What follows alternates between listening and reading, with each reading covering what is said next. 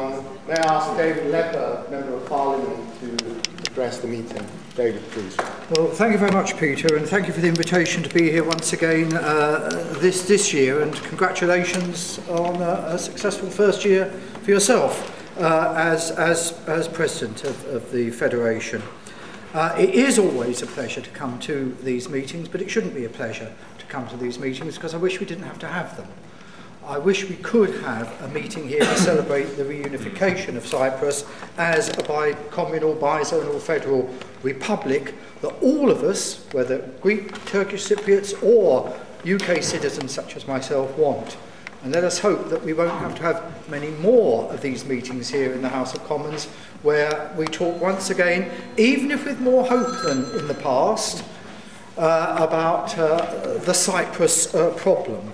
I'm one of those MPs who does not have a large Cypriot community in his constituency.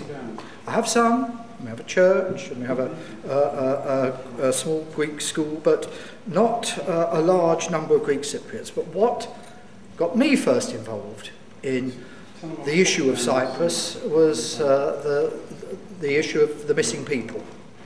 And I'm glad that at last, although it has taken so many years, there is some progress being made now on answering the questions on both sides. Could everyone else make sure they turn their phones on? Wonderful melody.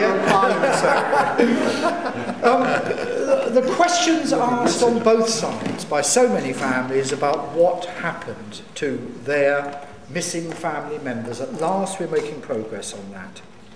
Now I do think that there are at last grounds for more optimism than most of us felt at last year's meeting here. I've not had the chance to go to Cyprus since the autumn of last year, certainly not since the election.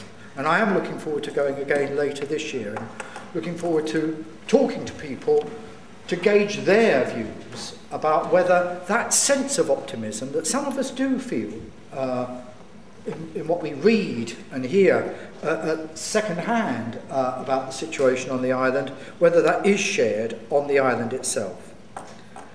Can I just make 2 points, really? And they're not new points for me to make. Some of you would have heard me make them before. It does seem to me that, yes, while whatever is to be decided about the future of Cyprus must be decided by Cypriots, Greek Cypriots and Turkish Cypriots. It does seem to me that the United Kingdom government does have a special responsibility to do all that it can to bring about the agreement that will lead to the reunification as one republic. And there are 3 reasons why it's got that responsibility. It is a guarantor power for the independence of the Republic of Cyprus, and I'm ashamed that it has not done more on some occasions in the past to live up to its responsibilities as a guarantor power. It is, like the Republic of Cyprus, a member of the European Union.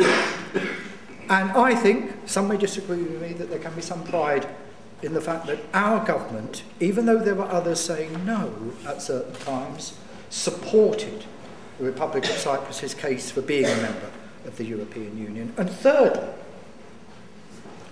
the Republic of Cyprus and the UK are members of the same Commonwealth of Nations. And that is a special relationship that we should not forget, and that Cyprus does not share with any other country in Europe or anywhere else in the world that claims to have an interest in the island. And because we have that special responsibility, it's not only the changes that we're hearing about from Cyprus itself, but the desire, at least I think the desire of Turkey to be a member of the EU, that should give us here in the UK special opportunities to put certain points about Cyprus very clearly to the Turkish government. 2 points are uppermost that we should be making to them. There can be no settlement whilst there is military occupation of the island of Cyprus, and there can be no settlement until Turkey is willing to confront the issue of the settlers that it has brought to the island over the years.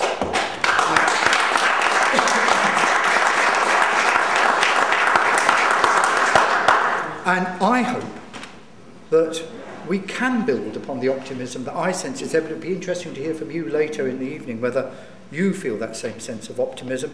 I hope we can build upon that optimism by our government here in the UK, with this new Memorandum of Understanding, living up fully at last to its tripartite responsibilities to the people of Cyprus.